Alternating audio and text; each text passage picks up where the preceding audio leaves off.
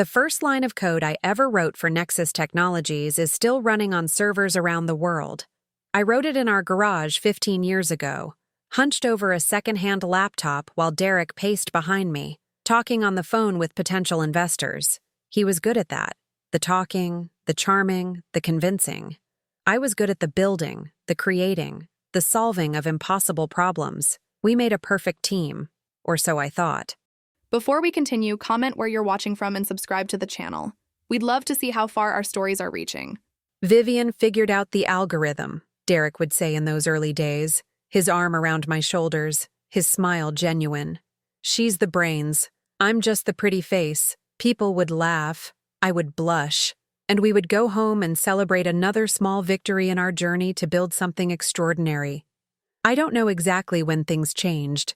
It was gradual, like water wearing away stone. One day, Derek was proudly introducing me as his co-founder and wife. The next, he was saying things like, "My wife helps with the technical side," and "Vivian handles some of the back-end stuff." By year 5, I had become invisible.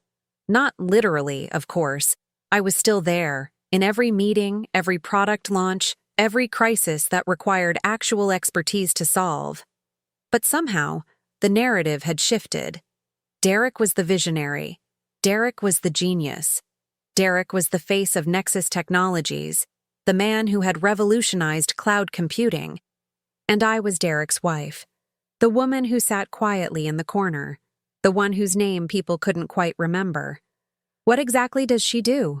I once overheard a new employee ask. "I think she's in charge of something technical," another replied. "She's married to Derek, so she probably just has a courtesy title." A courtesy title. For the woman who had designed the architecture that powered our entire platform. For the woman who held 17 patents in her name. Patents that Derek had convinced me to transfer to the company for tax purposes. For the woman who had written the proprietary code that made Nexus worth what it was worth. I should have spoken up. I should have corrected the record, demanded recognition, insisted on my rightful place. But every time I tried, something stopped me. "Let's not make this about ego," Derek would say when I brought it up at home. "We're a team. Does it really matter who gets the credit as long as the company succeeds?" "You know I appreciate everything you do," he would add, his voice softening just enough to make me doubt my own frustration. "I couldn't do any of this without you, but I'm better at the public stuff. You know that. You hate speaking at conferences." He wasn't wrong. I did hate public speaking. I was awkward in interviews, uncomfortable at networking events, happier in front of a screen than a crowd. So I let Derek be the face while I remained the ghost in the machine, essential but unseen. The humiliation came later. It started small. Derek would interrupt me in meetings, finishing my sentences with slightly incorrect information that I would then have to gently correct. He would forget to include me in important emails, claiming it was an oversight. He would schedule investor dinners on nights when I had other commitments, then tell me I was being difficult when I couldn't attend. "Vivian isn't feeling well," he would tell people when I didn't show up. Or, "She's working on something urgent in the lab." Always an excuse that made me seem either weak or obsessive. In front of investors, it got worse. "Don't worry about the technical questions," Derek would say, waving his hand dismissively when someone directed a question at me. "Vivian gets lost in the weeds. Let me give you the big picture." I would sit there, my expertise dismissed, my contributions erased, watching my husband take credit for work he didn't understand well enough to explain correctly. At home, I started to disappear in different ways. Derek stopped asking about my day. He stopped touching me, except when we were in public and needed to perform the role of happy couple. He started sleeping in the guest room, claiming he didn't want to wake me when he came home late from meetings that I suspected weren't really meetings at all. "We're business partners who happen to be married," he said once, when I confronted him about the distance between us. "That's more than most people have. Can't you just be grateful?" Grateful for being erased, for being diminished, for being treated like an inconvenience in a company I had helped build from nothing. But I stayed. For years, I stayed. Partly because I didn't know who I was without Nexus. I had poured 15 years of my life into this company. My identity was wrapped up in its code, its products, its success. Leaving would mean abandoning my life's work, partly because I still loved him, or loved the memory of who he used to be, the man who had looked at me with such admiration in that garage, who had called me brilliant and meant it, and partly because I was afraid. Afraid that maybe Derek was right. Maybe I wasn't good at the people stuff. Maybe I did need him to be successful. Maybe without his charisma and confidence, I really was just a woman who was good with computers. That fear kept me small for a long time. It kept me quiet in meetings, agreeable in conflicts, invisible in my own company. But fear has a shelf life. Eventually, it curdles into something else. For me, it curdled into clarity. The moment of clarity came at a board meeting 3 years ago. Derek was presenting our quarterly results that existed because I had worked 80-hour weeks to ship a new product on time. He was charming, confident, taking credit for every success while subtly blaming technical delays for any shortcomings. One of the board members, a woman named Patricia, who had always seemed to see through Derek's performance, caught my eye during a particularly egregious piece of self-congratulation. She raised an eyebrow, just slightly. A question without words. Are you really going to let him do this? And I realized, in that moment, that I had a choice. I could keep being invisible, keep letting Derek erase me, keep hoping that someday, somehow, things would change. Or I could start building something of my own, something he couldn't take from me, something that would ensure I would never be powerless again. I chose to build.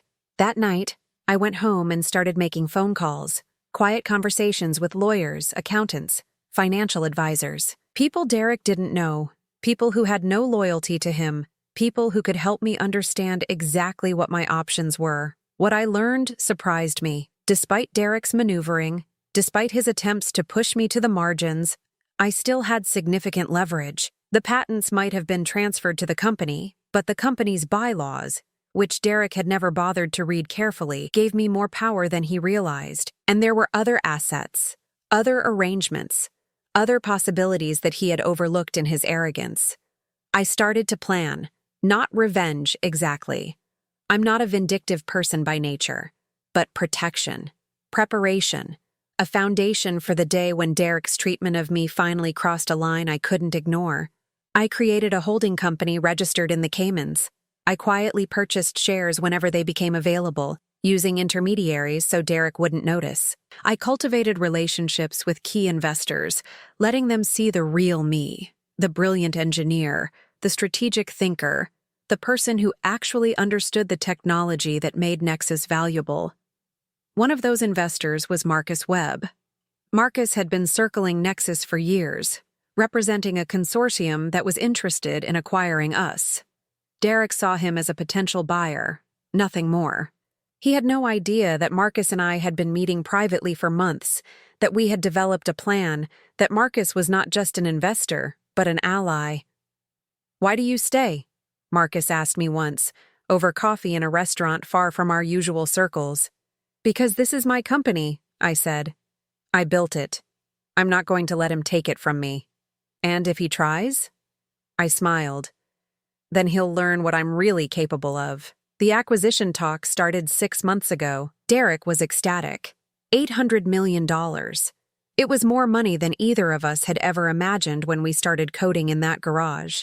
He was already planning what he would do with his share, the yacht, the vacation homes, the freedom from having to pretend to work. He was also planning how to minimize my share.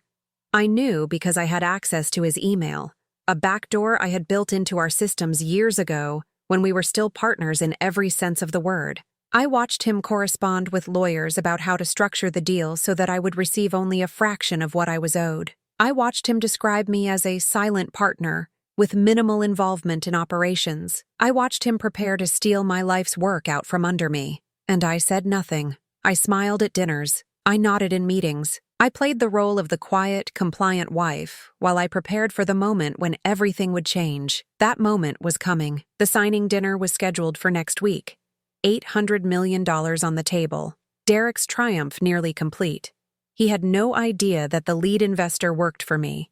He had no idea that the deal he thought would set him free would actually be his undoing. He had no idea that the invisible woman he had dismissed for years was about to become very, very visible. I am Vivian Hartwell. I am 45 years old. I am a software engineer, a patent holder, and the co-founder of a company worth close to $1 billion. And I am done being invisible.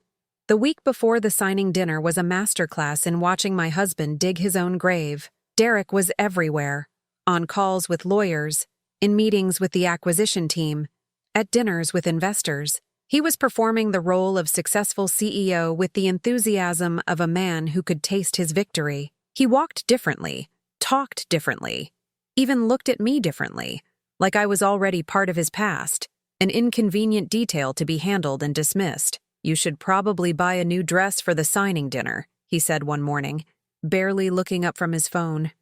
"Something appropriate, not too flashy."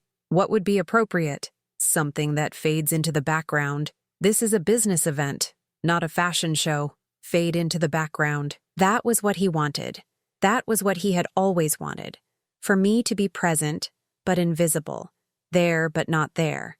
A prop in the performance of his success. "I'll find something suitable," I said. He nodded, already forgetting the conversation, already moving on to whatever was next on his agenda. He didn't notice the slight smile on my face. He never noticed anything about me anymore. That was his mistake. While Derek was busy celebrating his impending triumph, I was finalizing the details of his downfall. My holding company, Athena Ventures, I had named it, after the goddess of wisdom and strategic warfare, now controlled 51% of Nexus Technologies. I had acquired the shares slowly, carefully, using a network of intermediaries that Derek had never thought to investigate. As far as he knew, those shares belonged to a faceless group of institutional investors. He had no idea they all led back to me. Marcus and I met 3 times that week, always in different locations, always with precautions to ensure we weren't seen together. We reviewed every document, anticipated every possible response, prepared for every contingency. "Are you sure you want to do it this way?" Marcus asked during our final meeting. "We could handle this quietly, present him with the facts in private, negotiate a settlement. It would be cleaner." Cleaner for whom? For everyone. Public humiliation tends to create enemies. I thought about all the meetings where Derek had interrupted me, all the interviews where he had taken credit for my work, all the dinners where he had made subtle jokes at my expense while investors laughed along, not knowing they were laughing at the person who had actually built the technology they were so eager to acquire. "He humiliated me for 15 years, I said. "He erased me. He made me feel like I was nothing, like my contributions were nothing. He planned to steal my share of the company and leave me with crumbs." I met Marcus's eyes. "I don't want cleaner. I want him to feel what I felt. I want everyone in that room to see who he really is." Marcus nodded slowly. "Then we proceed as planned." As planned. The signing dinner was set for Saturday evening at the Westbrook Club, one of those old-money establishments with dark wood paneling and portraits of dead industrialists on the walls. Derek had chosen it specifically for its gravitas, its sense of history and importance. He wanted the setting to reflect what he believed was his moment of crowning achievement. The guest list included the major investors, the board members, the lawyers from both sides, and a handful of business journalists who had been promised exclusive access to the story. Derek had orchestrated every detail, the seating arrangements, the menu, even the wine selection, especially the wine selection. I discovered his plan by accident, or what seemed like accident. He had left his laptop open at home, and I happened to glance at an email exchange with his assistant. "Make sure her glass is filled first," he had written. "The red. And position me close enough to make it look accidental when I reach across her." His assistant's response? "Understood. Should I have a backup dress ready?" The whole point is to get her out of there. She can go home and change or just leave entirely. Either works. He was planning to spill wine on me, deliberately, to force me out of the room so he could sign the deal without me present, so he could claim I had left voluntarily, so he could complete his theft without my interference. The pettiness of it stunned me, even after everything. This was his plan, not some sophisticated legal maneuver. but a childish prank designed to embarrass me into leaving my own company's acquisition signing. For a moment, I felt something like pity. He was so confident in his ability to manipulate me that he couldn't imagine I might fight back. He thought I was still the quiet, compliant wife who would slink away in humiliation rather than make a scene. He had no idea who I had become. I forwarded the email exchange to Marcus with a simple message. He's going to try to remove me from the room. Let him. It will make the reveal more satisfying. Marcus's response came within minutes. Understood. We'll be ready. The days leading up to the dinner took on a surreal quality. I went through the motions of my normal life, attending meetings, reviewing code, responding to emails. While knowing that everything was about to change, Derek noticed nothing unusual. He was too busy basking in his anticipated glory. "This is going to be incredible," he said Friday night, pouring himself a drink in our living room. $800 million. Do you have any idea what that means? I have some idea. It means freedom. It means never having to answer to anyone again. It means finally getting what I deserve. What he deserved? Yes, I thought. You're about to get exactly what you deserve. What about us? I asked, playing the role one last time. What happens to us after the sale? Derek's expression shifted almost imperceptibly. A flicker of something. Guilt, perhaps, or maybe just annoyance at having to address an uncomfortable topic. We'll figure that out, he said. The important thing is closing this deal. Everything else can wait. Of course. I took a sip of my wine. Everything else can wait. Saturday morning, I woke up calm. It was strange. I had expected to feel nervous, anxious, maybe even afraid. But instead, I felt a profound sense of peace. After years of waiting, of planning, of watching my husband slowly reveal his true nature, it was finally time. I spent the morning reviewing documents with my lawyer, confirming details with Marcus, and making sure every piece was in place. By afternoon, I was ready. I chose my dress carefully. Not something that faded into the background, as Derek had suggested, but a deep burgundy that commanded attention. I wanted to be seen tonight. I wanted everyone in that room to remember exactly what I was wearing when everything changed. Derek barely glanced at me when I came downstairs. "We should leave in 20 minutes, he said, checking his watch. "I want to be there early to make sure everything is set up correctly." "I'll be ready." The drive to the Westbrook Club was silent. Derek was focused on his phone, reviewing notes, probably rehearsing whatever speech he planned to give. I watched the city pass by outside my window and thought about everything that had led to this moment. 15 years of building. 15 years of creating. 15 years of watching my contributions be erased, my identity be diminished, my value be denied. It ended tonight. The club was exactly as pretentious as I remembered. All dark wood and hushed conversations, old money and older prejudices. Derek lit up as we entered, transforming into the charming, confident CEO that the world believed him to be. He shook hands, made jokes, guided me through the room with a proprietary hand on my back. "There's Marcus Webb," he murmured as we approached the main table. "Lead investor. Very important. Try not to bore him with technical details." "I'll do my best." Marcus caught my eye as we approached. A barely perceptible nod. Everything was in place. "Derek. Vivian." Marcus shook Derek's hand warmly, then turned to me with a smile that held secrets. "It's wonderful to see you both. This is quite an evening." "It certainly is," Derek said. 15 years of hard work finally paying off? Indeed. Marcus's eyes met mine again. 15 years is a long time. A lot can happen. A lot has happened, I agreed. Derek, oblivious as always, was already turning to greet another investor. "Come on, Vivian. Let's make the rounds." I followed him, playing my role one last time.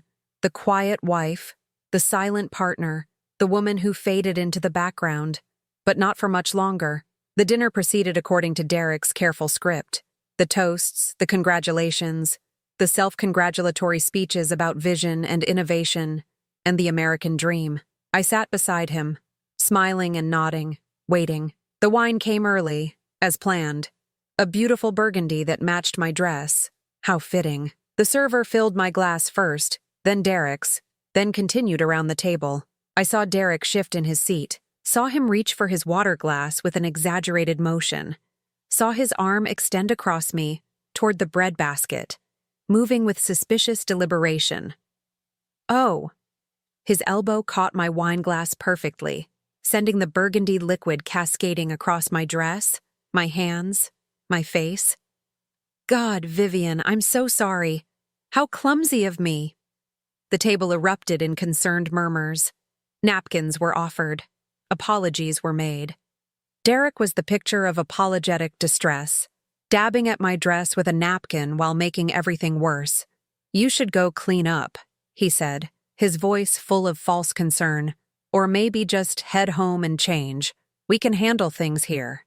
This was his moment of triumph. He had engineered my exit, cleared the path for his theft, executed his petty plan perfectly. He had no idea what came next. I picked up a napkin and slowly, deliberately, wiped the wine from my face. I looked at Derek for a long moment, long enough to see the satisfaction in his eyes, the barely concealed triumph. Then I turned to Marcus and gave a slow, deliberate nod. Marcus nodded back. He reached for the contract folder in front of him and closed it with a soft but definitive sound. Hartwell, he said, his voice carrying across the now silent table. I'm afraid we have a problem. Derek's smile faltered. A problem? What kind of problem? Marcus leaned forward, and in a whisper that somehow reached every ear in the room, delivered the words that would destroy my husband's world. This transaction requires the signature of the majority shareholder, and that person isn't you. The silence that followed Marcus's words was absolute. I watched Derek's face cycle through emotions in rapid succession: confusion, disbelief, anger, fear. It was like watching a machine malfunction, each expression incomplete before the next one took over. What are you talking about? Derek's voice was steady, but I could see his hands trembling. I'm the CEO. I own 49%, Marcus said, still in that carrying whisper. You own 49% of Nexus Technologies. The majority stake, 51%, is held by Athena Ventures. Athena Ventures? Derek shook his head. That's just an institutional investor, a consortium. They don't have operational control. That's what you were meant to believe. Marcus's eyes flicked to me, then back to Derek. Athena Ventures is wholly owned by a single individual, someone at this table. The other investors were frozen, watching this drama unfold like spectators at a car crash. The journalists Derek had so carefully invited, were scribbling furiously in their notebooks. Derek's gaze swept the table, landing on each face, searching for the traitor. The board members looked as confused as he did. The lawyers were frantically shuffling through documents. The investors were exchanging glances that ranged from shock to what looked almost like satisfaction. Finally, his eyes came to rest on me. I was still holding the wine-stained napkin, still wearing my burgundy dress now splattered with burgundy wine. I should have looked like a victim. Instead, I smiled. Hello, Derek. Vivian? His voice cracked. What is this? This is the end of your performance. I set down the napkin and folded my hands on the table. 15 years of pretending to be something you're not. 15 years of taking credit for my work. 15 years of treating me like I was nothing. I paused. Did you really think I would just let you steal everything I built? I don't. This is insane. Derek turned to the lawyers. This can't be legal. She can't just... There must be some mistake. The lead attorney for the acquisition, a man named Harrison who had always looked at me with barely concealed condescension, was flipping through papers with increasing desperation. Hartwell, I'm seeing documentation here that indicates the share transfers appear to be legitimate. Over the past 3 years, shares were systematically acquired through intermediary entities, all ultimately controlled by Athena Ventures, which is... He swallowed. Which is solely owned by Mrs. Hartwell. That's not possible. Derek's voice was rising. I would have known. The board would have known. Someone would have told me. The same way you told me about your plan to minimize my share of the acquisition. I reached into my purse and pulled out a folded printout. The emails you sent to your lawyers about structuring the deal to give me minimal consideration? The conversations about how to characterize me as a silent partner with limited involvement? Derek's face went white. Or perhaps the email to your assistant about the wine. I continued, my voice still calm, still controlled. The one where you planned to accidentally spill it on me so I would leave? So you could sign the deal without me present? The murmurs around the table were growing louder now. The journalists were practically vibrating with excitement. This was no longer a business story. This was a scandal. Vivian, Derek's voice dropped to an urgent whisper. Can we talk about this privately? This doesn't need to happen here in front of everyone. We can work something out. Like you were planning to work something out for me? I shook my head. No, Derek. I think it's important that everyone sees this. That everyone understands exactly who you are and what you've done. I'm your husband. You stopped being my husband years ago. I stood up, and the movement commanded the attention of everyone in the room. You became my jailer, my silencer, my eraser. You convinced me that I was nothing without you, that I needed you to succeed, that my contributions didn't matter. I walked around the table, moving past the stunned investors, the furious lawyers, the gleeful journalists. I stopped directly in front of Derek. But I was never nothing, I said. I was the one who built this company.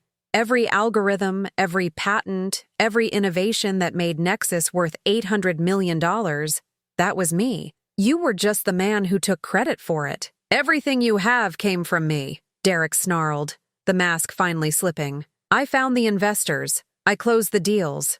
I made the connections. Without me, you would have been just another programmer nobody ever heard of. Maybe. But without me, you would have been nothing but a salesman with no product to sell. I leaned closer, and now you're going to be nothing again. You can't do this. The board will never. The board will do what the majority shareholder tells them to do. I turned to address the room. Ladies and gentlemen, I apologize for the disruption to this evening's proceedings. As the controlling shareholder of Nexus Technologies, I'm exercising my authority to halt this acquisition pending a complete review of the terms. You can't just, Derek started. I can. And I am. I looked at Marcus. Webb, thank you for your partnership in this matter. I believe we'll be having different conversations about the future of Nexus Technologies. Marcus nodded, a small smile playing at his lips. I look forward to it, Ms. Hartwell. This isn't over, Derek said, his voice shaking with rage. I'll sue. I'll take this to court. You'll do what you need to do. I picked up my purse. But I should warn you. I have documentation of every email you've sent, every conversation you've had, every plan you've made to defraud me of my rightful share. The forensic accountants have already been through the books. They found some very interesting discrepancies. Derek's face shifted from rage to fear. What discrepancies? The kind that involve transferring company funds to personal accounts. The kind that involve inflating expenses and skimming the difference. The kind that tend to interest federal prosecutors. The room had gone silent again. Even the journalists had stopped writing. You wouldn't, Derek breathed. I haven't decided yet.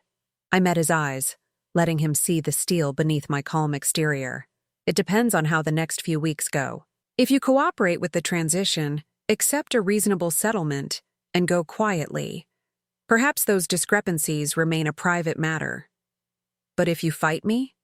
I shrugged. I have excellent lawyers, and unlike you, I actually read the documents they prepare for me. I turned to the assembled guests one last time. Again, my apologies for the disruption. Please enjoy the rest of your evening. The dinner is already paid for.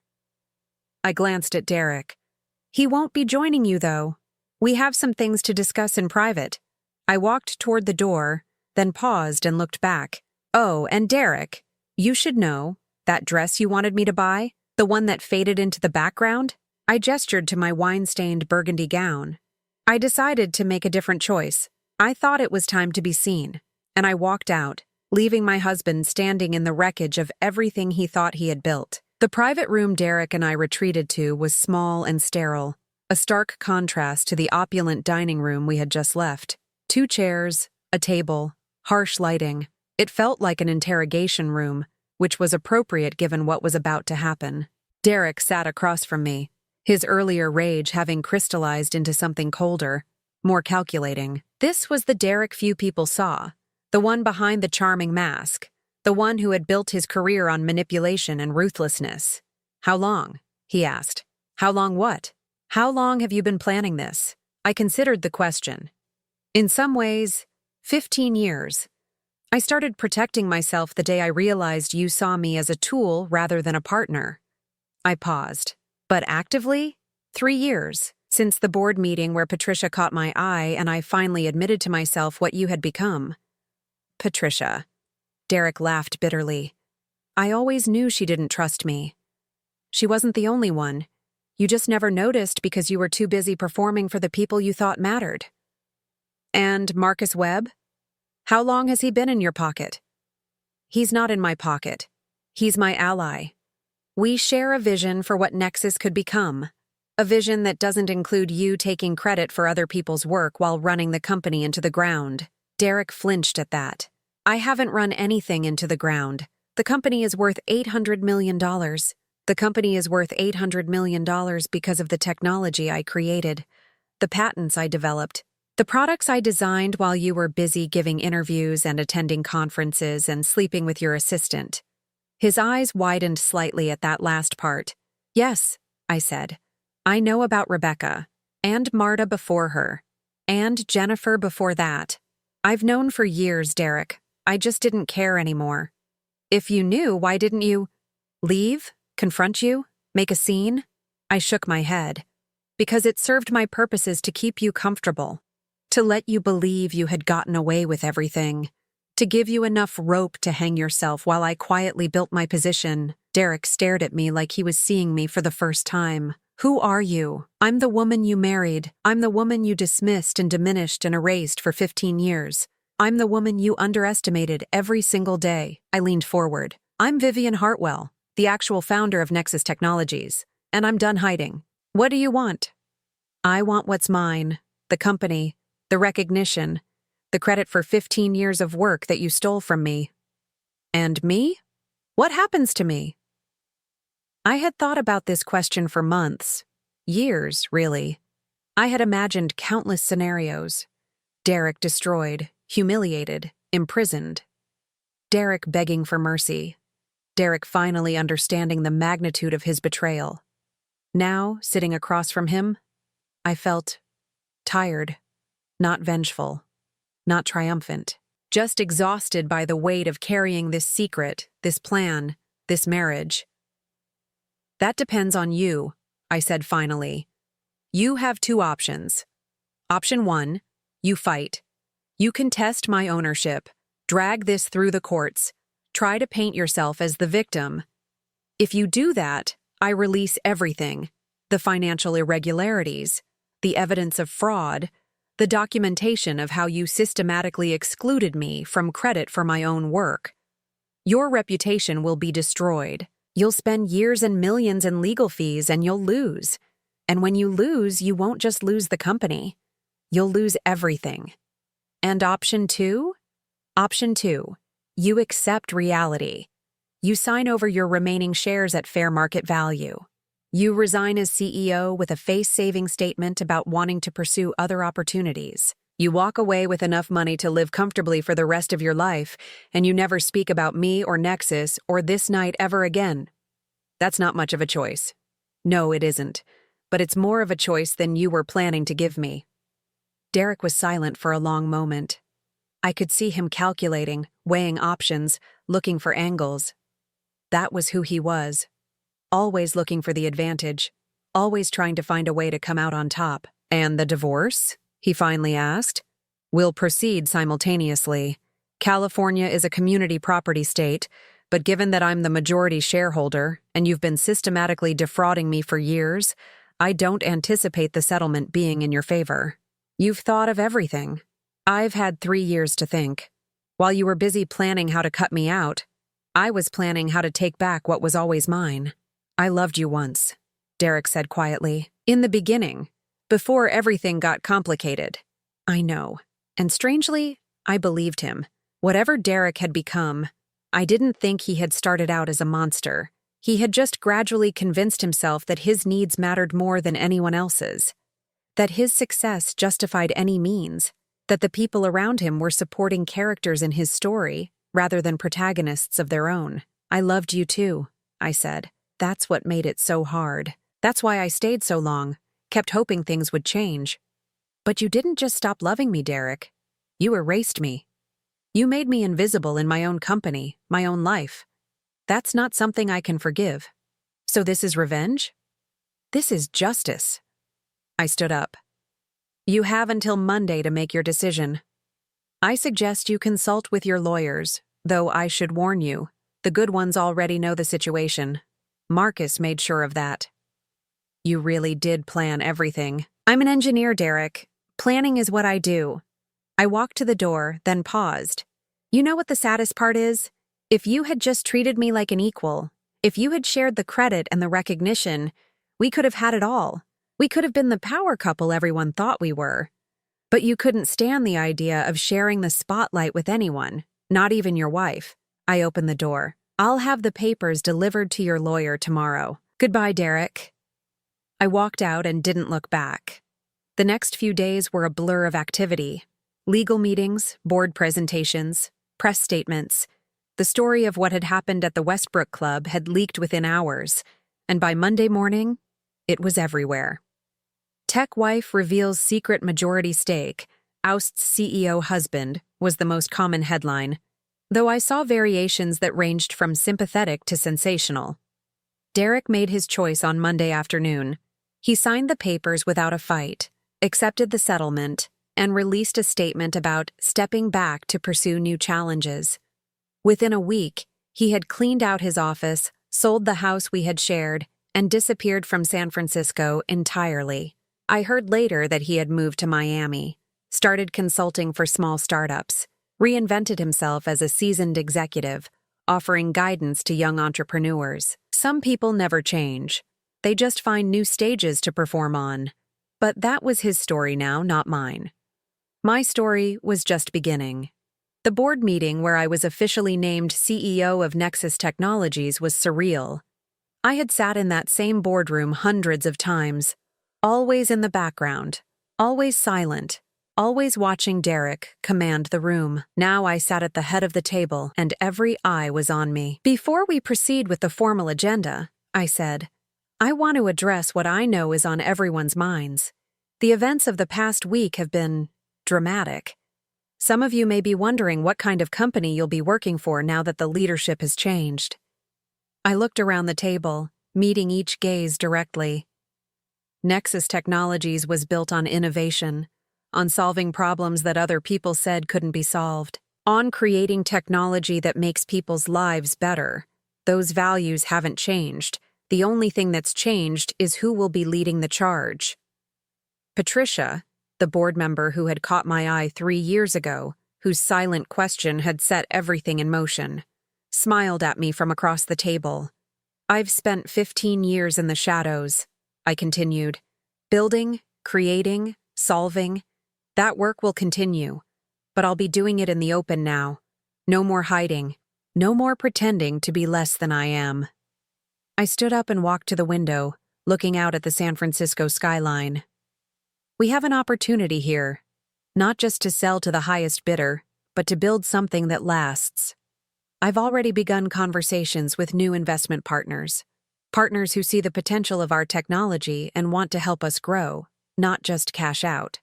"What about the acquisition?" one of the board members asked. "The original deal is off the table, but we're in discussions with other interested parties. I expect we'll have news within the next few months." I turned back to face them. "In the meantime, we have work to do. Real work. The kind that changes the world." The meeting continued, but something had shifted. The dynamic in the room was different. These people were looking at me not as Derek's wife, not as the silent partner, but as their leader. It was terrifying and exhilarating, and exactly where I was meant to be. 3 months after the signing dinner, Derek called. I was in my office, the corner office that had once been his, now completely redesigned to reflect my taste rather than his. Clean lines, lots of light, a standing desk where I could work and think without feeling confined. The caller ID showed a Miami area code. I almost didn't answer. There was nothing left to say between us, no business requiring discussion, no ties left to sever. But something made me pick up the phone. Vivian. His voice was different, softer, the bravado stripped away. Derek, I wasn't expecting to hear from you. I know, I probably shouldn't be calling, but I needed to. He trailed off. I've been doing a lot of thinking these past few months. Is this the part where you threaten to sue? Because my lawyers are. No lawsuits. No threats. He sighed. I called to apologize. That stopped me. In 15 years of marriage, Derek had never apologized for anything. Not genuinely. Not without strings attached. I'm listening? I've been seeing a therapist. It was part of the condition for staying at my sister's place while I figure things out. She made me come, and at first I thought it was bullshit. Just someone I had to pay to listen to my problems. But, he paused. She asked me to write down all the things I regretted. It took me 3 weeks. I didn't know what to say, so I said nothing. Do you know what I realized? I realized that I was so busy being afraid of being ordinary that I made myself into something worse. Something mean and small and cruel. His voice caught. The way I treated you, Vivian. Not just the last few years, but for so long. I told myself I was just being practical, just being smart. But I was erasing you because I was terrified that everyone would realize you were the real genius, and I was just the guy who couldn't shut up. Derek, let me finish. Please. He took a breath. I'm not calling to ask for anything. Not forgiveness, not money, not another chance. I know I don't deserve any of that. I'm calling because you deserve to hear someone finally say what should have been said years ago. You were brilliant. You were always the best thing about that company and about our marriage. And I spent 15 years trying to make you small so I could feel big. That's unforgivable. I walked to the window, looking out at the city, the same view I had seen from the boardroom that day 3 years ago, when Patricia's raised eyebrow had started me on this path. What do you want me to say, Derek? Nothing. I don't want anything from you. I just wanted you to know that I finally see it. What I did. Who I was. He laughed bitterly. My therapist says I'm a textbook narcissist. The label didn't surprise me as much as it should have. Are you getting better? I don't know. Some days I think so. Other days I'm just as angry and resentful as ever, blaming you and Marcus and the board for taking everything away from me. He paused. But at least now I know that's not healthy. At least now I can recognize it when I'm doing it. That's something, I suppose. Yeah, it's something. He was quiet for a moment. I watched your interview last week, the one where you talked about founding the company, about writing the first code, about all of it. You were incredible. You told the story the way it actually happened. You finally got to tell your story. It felt strange, I admitted. Being the one in front of the camera, I kept waiting for someone to interrupt me. That was my job, wasn't it? Interrupting you. He laughed, but there was no humor in it. God, I was such an ass. Yes, you were. I know I have no right to ask this, but are you happy? Now that you have everything you wanted? I considered the question. Was I happy? The company was thriving.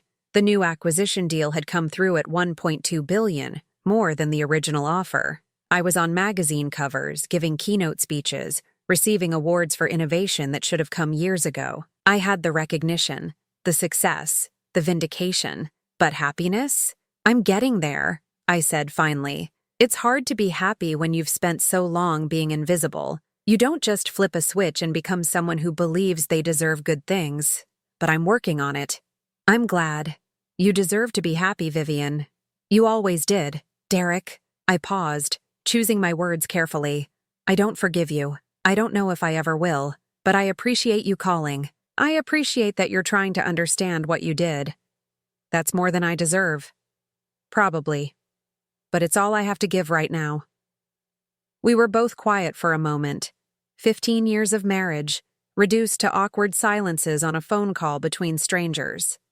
Take care of yourself, Derek. You too, Vivian. He paused. For what it's worth, and I know it's not worth much, the world is finally seeing what I always saw in you. Even when I was too scared to admit it. You were always extraordinary. He hung up before I could respond. I stood by the window for a long time after that call, thinking about the strange journey that had brought me here. The woman who had hidden in the shadows, afraid of her own brilliance, the husband who had tried to steal that brilliance for himself, the slow, painful process of reclaiming my identity, my work, my life. It wasn't a fairy tale ending. Derek's apology didn't erase 15 years of damage. It didn't give me back the time I had lost, the recognition I had been denied, the confidence that had been systematically stripped away. But it was something, an acknowledgement, a recognition of the truth, even if it came too late to matter. My assistant knocked on the door. Hartwell, your 3 o'clock is here. Thank you. Send them in. I turned away from the window and back to my desk. There was work to do. Real work. The kind that changed the world. The past was behind me now. All that remained was the future. 2 years later, I stood on a stage in San Jose, looking out at an audience of 5,000 people. The Nexus Technologies annual conference had grown from a small gathering of developers to one of the most anticipated events in the tech industry. And this year, for the first time, I was delivering the keynote. Not Derek. Not some celebrity speaker brought in to add glamour. When I wrote my first line of code for what would become Nexus Technologies, I began. I was sitting in a garage in Mountain View, using a laptop that crashed every few hours and drinking coffee that had gone cold hours ago. I was terrified that I was wasting my time. Terrified that the idea that kept me up at night was just a delusion. Terrified that I wasn't good enough. I paused, looking out at the sea of faces. That fear followed me for 15 years. It told me to stay quiet. It told me to let other people take credit for my work. It told me that being invisible was safer than being seen. I thought about all the meetings where I had sat silent, all the interviews I had avoided, all the opportunities I had let pass by because I didn't believe I deserved them. But here's what I've learned about fear.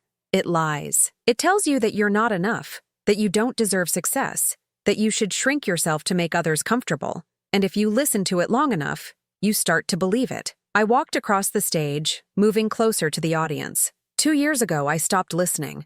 I stopped hiding. I stopped pretending to be less than I was. And I discovered something remarkable. The thing I had been afraid of, being seen, being judged, being held responsible, wasn't frightening at all. It was liberating. The applause that followed was thunderous. I waited for it to subside before continuing. Nexus Technologies has grown 200% in the past 2 years.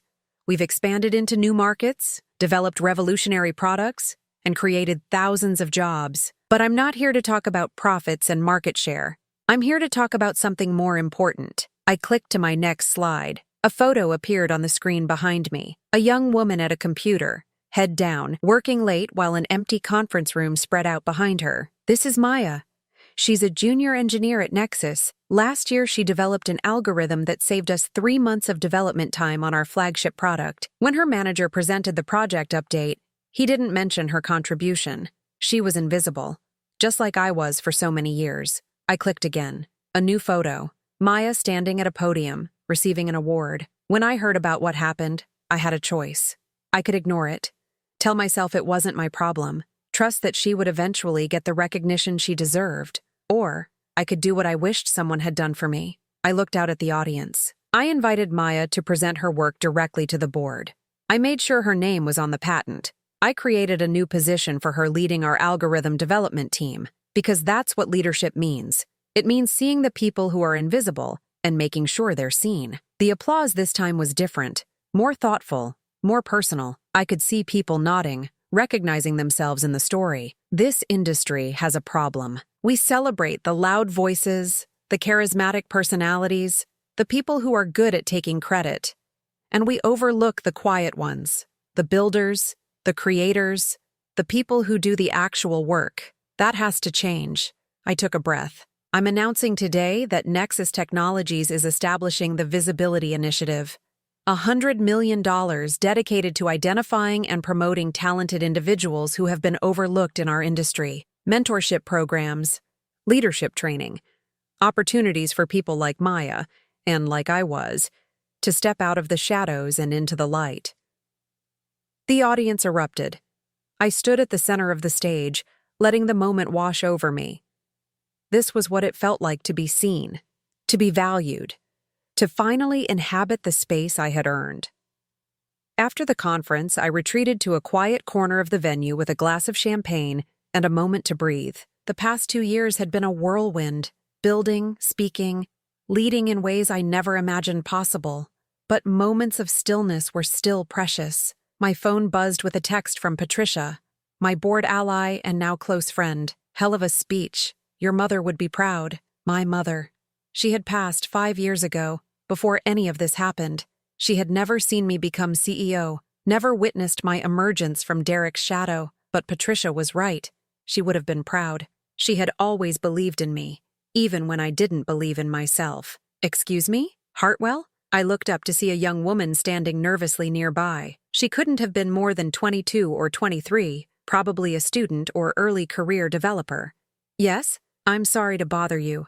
I had to tell you. She was clutching a conference program like a lifeline. Your speech. The thing you said about fear lying to us. I've been hearing that voice my whole life, telling me I'm not smart enough, not good enough, that I should just keep my head down and let other people lead. I know that voice, I said gently. I listened to it for 15 years, but you stopped. You took back your company. You became... She gestured vaguely at the conference around us. This. All of this. It wasn't easy, and it didn't happen overnight.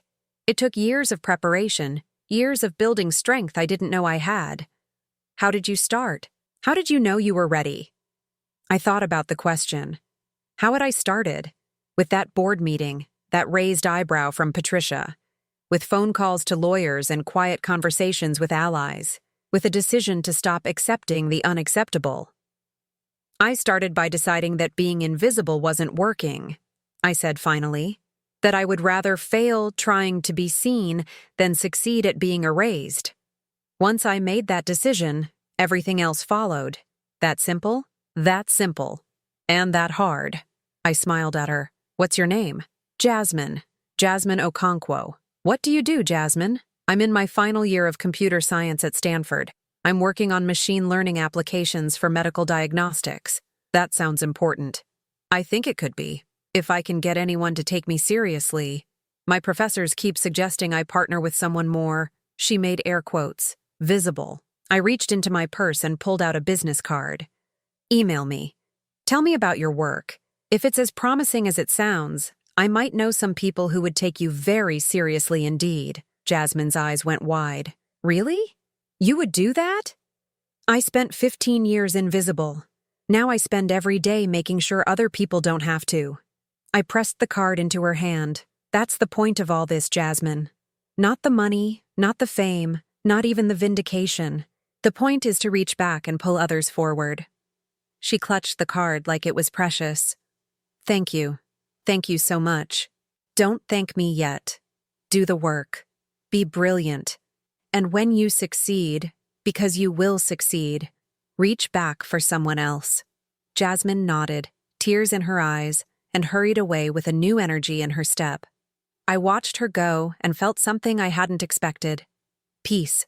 For so long, my story had been about taking back what was stolen, about revenge and vindication and proving Derek wrong.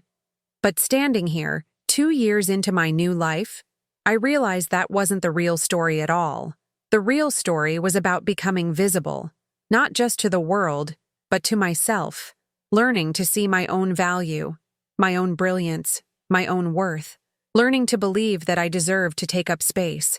That was the liberation I had been seeking, not freedom from Derek. I had achieved that the night of the signing dinner.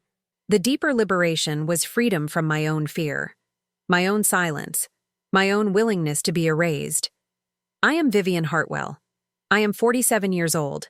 I am the CEO of a company worth $2 billion, a philanthropist, a mentor, and a voice for the invisible. I am not the woman who hid in the shadows while her husband stole her work. I am not the woman who believed she deserved to be invisible. I am not the woman who let fear dictate the boundaries of her life. I am visible now. Fully, completely, unapologetically visible. And I will spend the rest of my life making sure others can be visible too. That is my legacy. That is my liberation. That is the story I choose to tell.